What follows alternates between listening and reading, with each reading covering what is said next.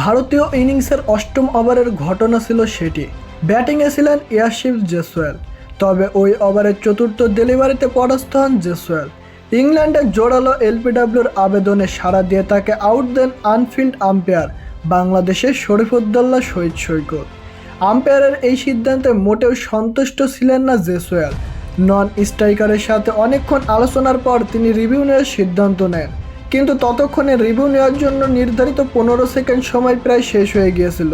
সময় শেষ হয়ে গেল বাংলাদেশি আম্পায়ার শরীফুদ্দৌলা রিভিউটি গ্রহণ করেন, কারণ তিনি জানতেন তার সিদ্ধান্ত সঠিক এবং এটি আউট তো আউটটি। আর সেখানেই ঘটে বিপত্তি।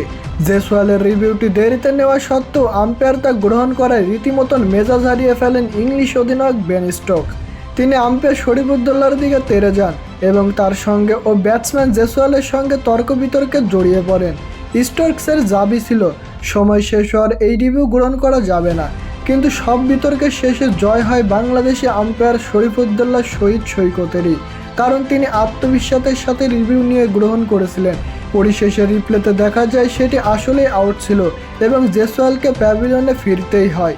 কথায় আছে সৈকতের বিরুদ্ধে রিভিউ নেওয়া মানে সেই রিভিউটি নষ্ট হওয়া। ইংল্যান্ড ভারত সিরিজের আগেও 2 দিনেও তিনি সেটি ভালোভাবে প্রমাণ করেছিলেন।